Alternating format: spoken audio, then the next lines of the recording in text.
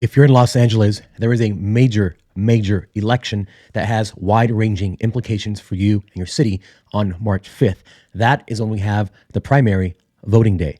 Now, there are three specific things I do want to talk about that if you're a Los Angeles resident, and if you're, for that matter, a California resident, you need to listen to. And they are the race for Los Angeles District Attorney, the race for California Senator, and Proposition number 1 here in Los Angeles. So I'll start with what I believe is the most pressing matter, and that's the race for Los Angeles District Attorney. You may or may not know that George Gascon is our district attorney. He was appointed, he was a George Soros funded attorney. District attorney, he was the district attorney from San Francisco for a number of years and just demolished that city and began the degradation of what it is today under the tutelage of Gavin Newsom. He has a somehow 51% disapproval rating, which I don't believe that, but that's the poll. Los Angeles has become a cesspool of violence, of crime, of fentanyl overdoses, of death, of not having any cash bail, meaning if you commit a crime, whether it be violent or non-violent, they let you right back onto the streets. And many of those people who have been released on cash bail have gone on to commit murders, literally a day after they were released on this non-cash bail.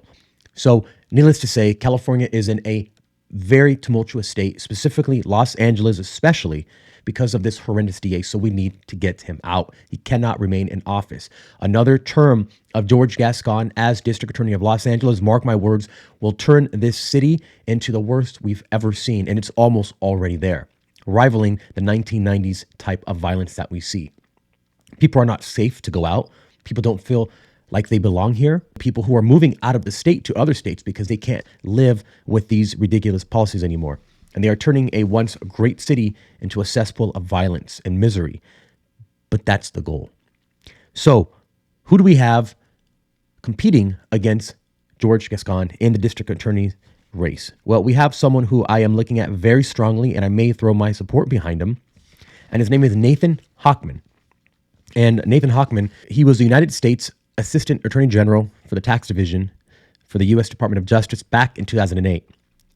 And what he stands for, compared to everyone else that I've looked at that is running, it's actually much tougher and, in my opinion, much better. As you know, retail theft, smash and grabs are at an all-time high. They have raised the limit at which your theft becomes a misdemeanor compared to a felony. So essentially, there are no ramifications, negative ramifications for stealing things.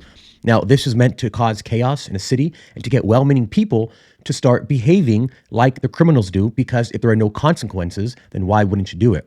With rising inflation and rising prices of all commodities and food, if you can get the people to act like criminals, then you effectively destroy that city. So Nathan Hochman's policy on retail theft says, I will instruct my deputies to prosecute smash and grab robbers to the full extent of the law rather than sending them back to the streets as Gascon has done.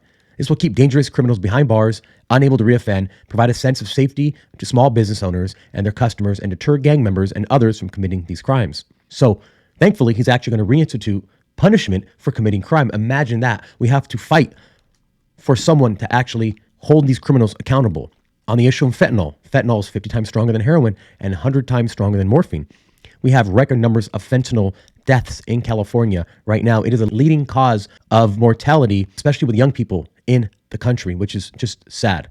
Gascon has refused to treat fentanyl poisoners, murderers, and the threats they are to our children. He's refused to provide warnings to convicted fentanyl dealers that if they do the crime again and someone dies, they will be charged with murder. As district attorney, I will hold those poisoners and murderers fully accountable for their actions. He goes on to say that he's running as an independent and that he will leave politics out of it, which is the biggest issue in the district attorney's office right now, is that he is politicizing a view that he has on how crime should be fought to help crime. But crime has gotten significantly worse every single year since he's been in office here and since Gascon has been in office in San Francisco. And on the issue of cash bail, specifically, Nathan Hochman has policy that I tend to agree with. And it says this: the issue of bail when a person is arrested and subsequently arraigned should be primarily based on a risk analysis. That risk that the person poses to commit future crimes and the risk of flight to not show up for future hearings. The answer, however, does not lie in implementing a zero bail system where criminals are either cited and released or arrested in the morning and out by the afternoon, which is exactly what is happening. I have family members who are in law enforcement, and they tell me that if you arrest somebody for doing something, they are literally out back on the streets a few hours later. they are not able to deter crime if you know that you're going to be out a few hours later. Instead, the courts must institute a risk-based system layered on to the cash bail system where magistrates are available 24/7 to have hearings to assess the risks and impose appropriate bail for all arrested individuals, and a robust pretrial services department provides magistrates with key bail information and then monitors those on bail to ensure the compliance with their bail conditions. So this whole cashless bail thing, it is a socialist leftist policy that has been enacted because they had the assumption that if you didn't prosecute anyone for crimes, that magically people would stop committing crimes, which is just insane to think about, right? You have to have penalties for crimes. That's the way a civil society has been set up. There are crimes and there are penalties for the crimes. And the crimes are things that the society of that time deems to be a crime. So without any consequences, why would no one not commit crime? It's just absurd to think that way. And to have a cashless bail is just the supremacy of idiocy when it comes to this type of thinking. So you have to have certain crimes that have to have risks imposed on them by the individual person, taking a look at his or her history, and then deliver the bail based off that. Here is another policy that I really like that Nathan Hochman is advocating for, and it's mental health, addiction, and homelessness. And it says this, which I completely agree with. Public parks, sidewalks, and streets belong to the public, not any one person or any one group, and must be protected and maintained on behalf of the public. As district attorney, I will remove dangerous, violent, unsafe, and unsanitary homeless encampments on public property in full accordance with the law.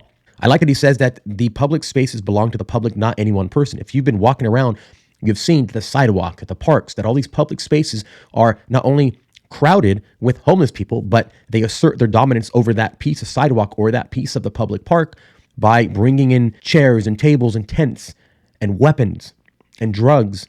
So you need to get them out of these public spaces so that the public can start breathing again and not have to feel like they're going to get robbed on the way to the store, or it's just by having a nice run in the park.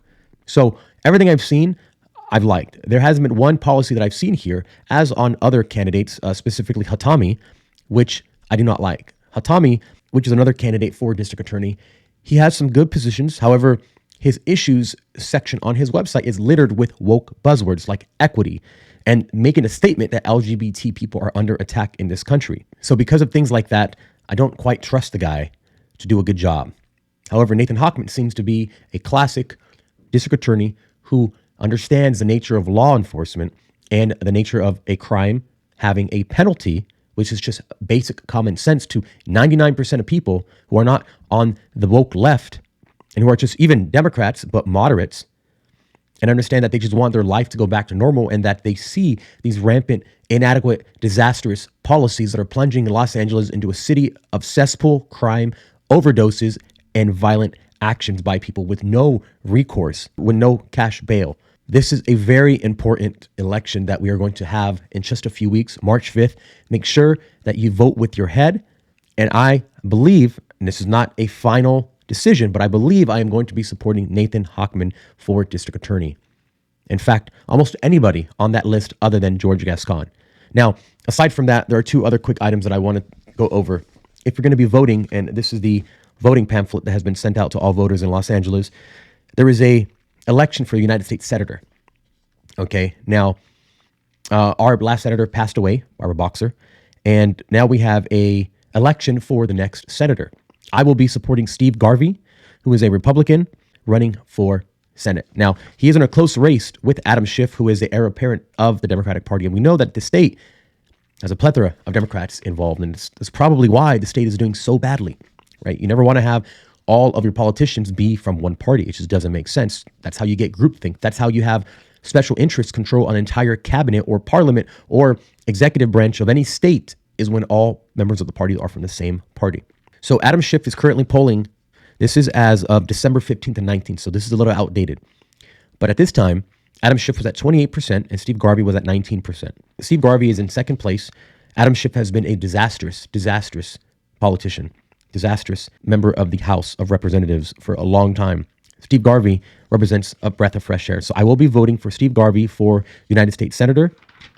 In addition to that, I urge you to vote no on State Measure 1, which authorizes $6.38 billion in bonds to build mental health facilities.